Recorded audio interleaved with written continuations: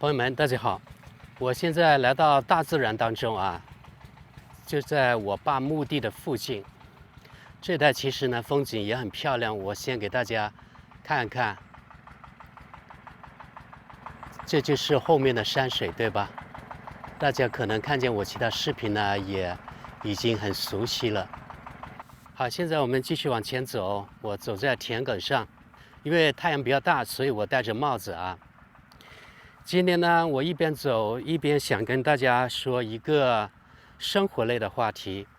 那就是4月1日那天啊，网上呢有人爆料，或者两人吧，在他们的微博、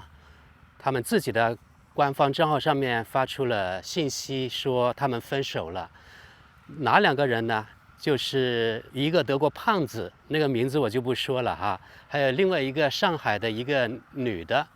然后呢，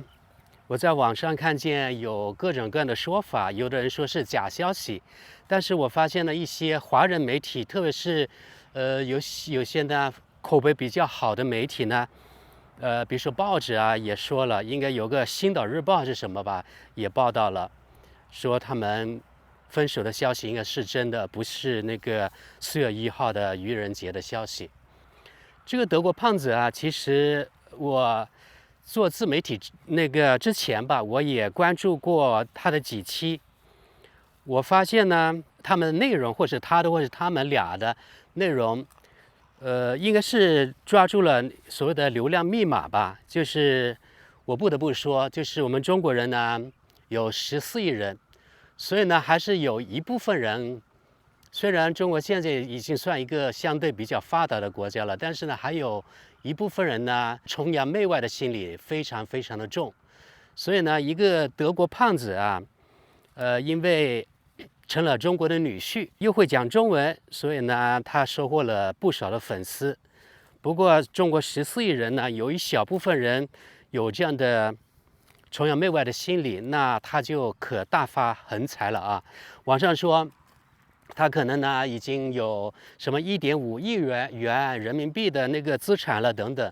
因为他那个减肥成功，然后呢，他那个钱也多起来了，发达了，所以呢，看不上那个中国上海的那个女的那个老婆了，见异思迁嘛。所以有的人说，因为他这样，那我就不再做他的粉丝了，等等。我也不知怎么说，我觉得哈，人家有那么多的钱，就是因为呢中国人的崇洋媚外，让他那个收获流量之后就致富了，这怪不了他啊。我可以告诉大家，如果我也是德国真正的就是德国脸那种德国人，可能我也会找一个中国的老婆，然后呢，拍拖一段时间，说说中文，可能也发达了。说来说去呢，还是人家比较聪明啊，掌握的这种流量密码。我发现呢，有一个某雷的也说过这件事情，不过呢，他应该没有去做过很多的这个功课，所以呢，他自己也不知道到底他们有没有分手，有没有离婚。不过我掌握的消息来看，他们真的已经离婚了啊。我来说说，我原来看过，应该是4、5年前吧，看过几期这个德国某胖子的节目之后，然后呢，我还有的时候偶尔关注吧，因为老推荐啊，或者是他们俩都上了德国电视2台的节目，有的时候你不想关注，他也会出现在你面前，所以有时候呢，即使看那个标题也略知一二吧。我不太喜欢他的节目的内容。他刚才说了，就是抓住一些中国人崇洋媚外的心理，所以呢，让他的频道呢，其实人气还挺高的。我昨天去看了一下，他的频道大概有60多万的订阅吧，这在那个油管算比较高的了，60多万呀。不过近期好像他做的那个视频的频率不高，也许呢他已经财务自由了，所以就无所谓了。我发现他的内容呢不敢涉及一些德国真正的深度的东西，就是吃吃喝喝，我认为没有什么营养，对我来说没有什么营养啊。所以呢，我看了2、3期之后就没有任何兴趣再去看了。他讲的一般就是把德国光鲜的那一面好像反映出来给大家，所以呢，让很多中国人或是他的粉丝呢，认为啊，德国是多么漂亮一个、多么棒一个国家，各方面都很完美等等等等。德国人或者德国媒体、德国政客对中国的敌意呀，对中国的污蔑呀、抹黑呀，他从来不敢去揭露。所以啊，我不太喜欢这样的德国人，也不太喜欢这样的频道。我觉得做一个华人，做一个中国人，我真的不喜欢看到自己的国家被德国抹黑，然后呢，很多中国人还舔着他一个德国人的频道，因为他不敢讲德国真实的东西，只是讲一些选好的东西来讲，所以我是不喜欢这样的德国人的或者德国频道的啊。在这里，我想非常明确的告诉大家，像这个德国胖子啊。他没减肥之前，在德国简直就是个路人甲，而且路人甲都算不上，而且算一个比较从相貌身材来说，都是比较偏下等的一个人。所以在德国，他绝对不会有什么很好的发展。听说他的学历也不高啊，然后他的家庭出身也非常一般，所以呢，是一个可以这么说吧，一个德国的凤凰男。绑上了一个中国上海的人，然后就因为他住在中国，会说中文，然后呢，他凭着一张西方人白人的脸，在中国吃香喝辣，这样发达起来了。也就是说，他因为中国才这样发达起来，没有中国，他绝对不可能像今天这样。我可以敢说，他绝对不可能，不可能就是不可能。所以说来说去呢，从他德国凤凰男的背景来说啊。他真的应该是得感谢他的中国老婆以及中国啊，没有中国这背景啊，没有他中国老婆，他今天真的不会那样。当然，我们也不好评判啊，就是他和他老婆到底是因为什么离婚的，这个我们局外人也不知道。就是我们只能是从那个表面来分析，应该是可能他呢有钱之后呢，有一些小心思了，然后呢。跟他老婆关系也不怎么样了，我都不知道他是不是跟他老婆原来是真爱，还是呢他有点心机婊一样，也就男的心机婊，然后利用他老婆的身份给自己呢创造一些财富。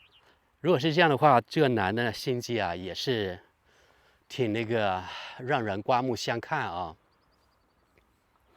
好，我一直还在我们的这个地里走着。小的时候，我可以告诉大家吧，这里啊全部都是田啊，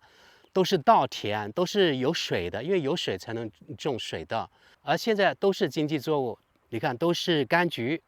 这是应该是砂糖橘吧？还有的丢荒了，因为做农业，特别是没有规模农业的话。它的那个创造的价值挺低的，还不如到广东那边的工厂里面做一个月有好几千块，4、5千、5、6千块钱呢。而在我们农村，可能辛苦一年，有的时候它的收成呢也达不到那个5、6千块钱。这就是为什么现在很多人呢，我们农村这田地丢荒，那里有一个人在做事儿，所以啊。现在务农的人真的是太少了。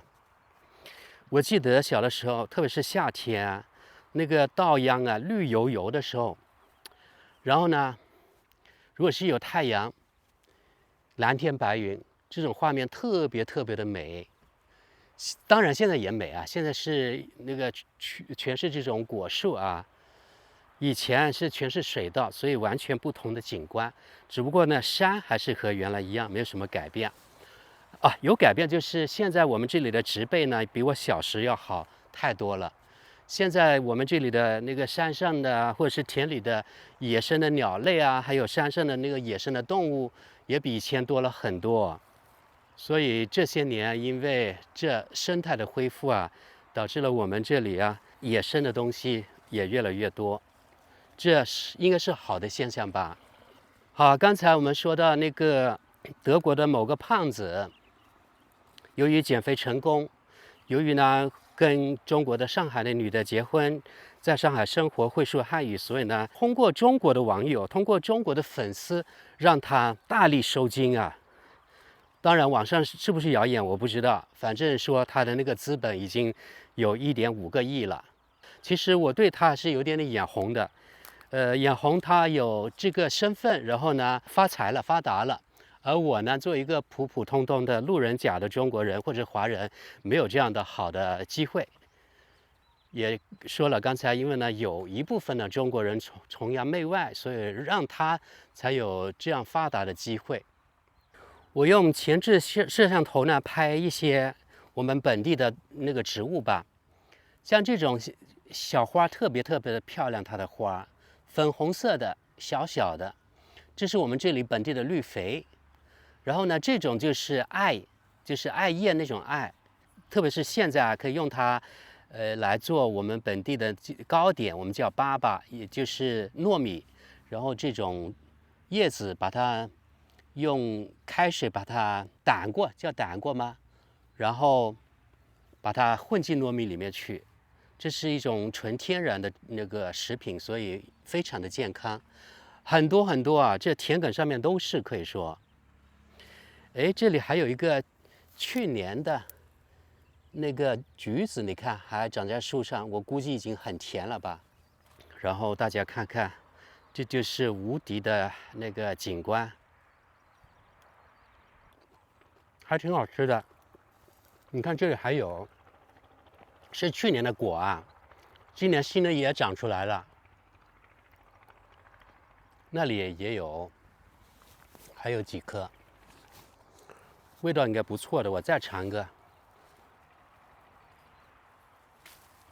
你看，这就是我刚才在这棵树摘的这个橘子，特别甜，现在已经长了1年多了。好，我们继续呢，这个德国胖子与中国上海的女离婚这事情啊，对于他们离不离婚，其实我一点都不关心，因为呢，跟我生活没有任何一点交集，对吧？离婚了当然是他们的选择，他们自己觉得好就好，我就表示尊重。但是我绝对不会因为他是德国人，然后他因为与一个中国女人结婚了，又会说普通话、说汉语，然后呢，我就他的粉丝了。我主要是看他频道给大家提供的内容怎么样，是不是讲一些我觉得对我有用的东西。如果是光是吃吃喝喝的，不敢接触一些德国对中国不太友好的敏感的话题，那对我来说，这个人没有任何的价值啊。他只不过是在收割大家的财富，利用大家对德国的好感，然后呢，尽力的收割财富而已，就这样。大家长期关注我频道的朋友肯定知道，越在德国长期生活，越看清德国的方方面面，越看清了德国的政客、德国的媒体，还有一部分德国人由于被他们媒体洗脑，而对中国的恶意甚至敌意啊，还有一些比如说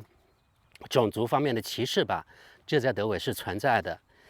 虽然表面上他不敢说什么，但是平时你跟他们交往，或者他们私底下说的一些话，或者从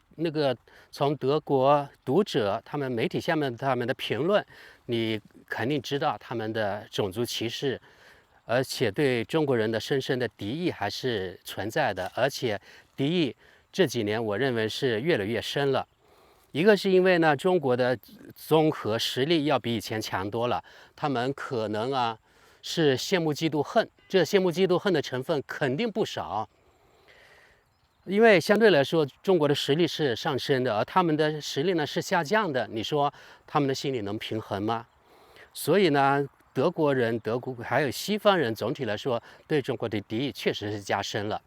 我在这里再强调啊。就是德国政客还有德国媒体对中国的敌意呢，并不是德国一个国家自己独有的啊，整个西方都差不多，德国不是例外啊。所以大家一定要注意我说话，我是这样啊，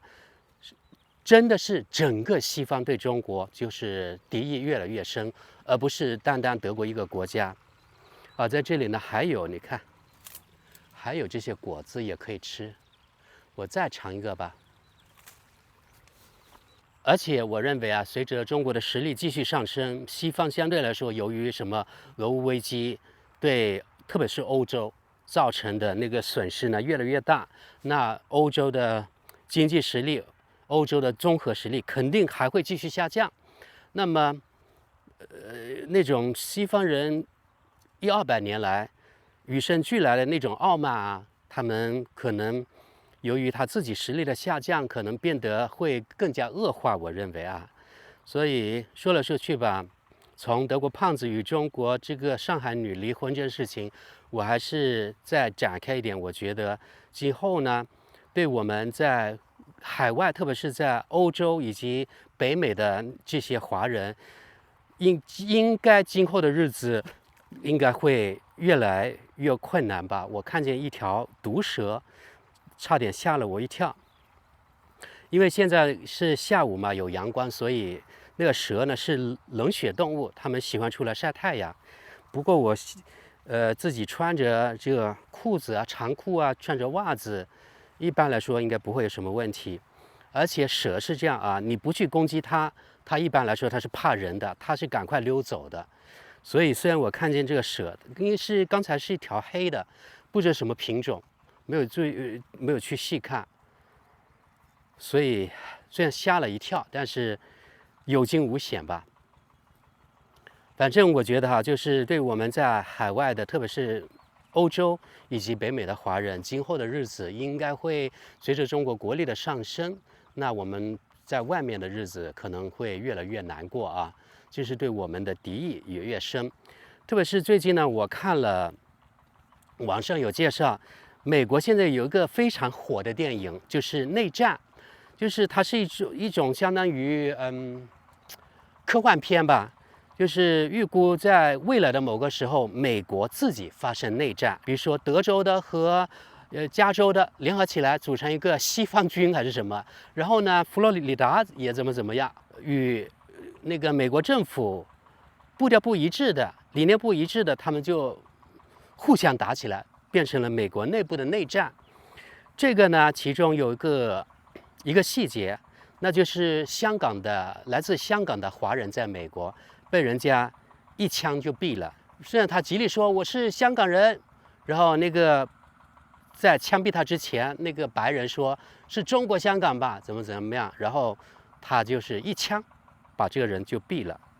从这个细节可以反映出啊，其实啊，在美国，他们白人的人种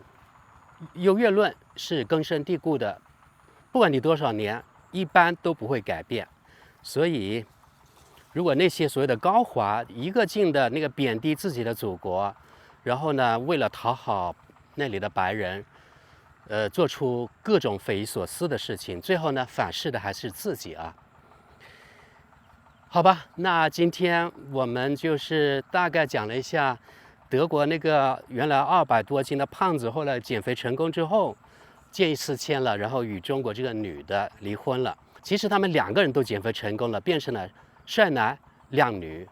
但是最后还是离婚了。这件事情呢，我就说一说自己的看法啊。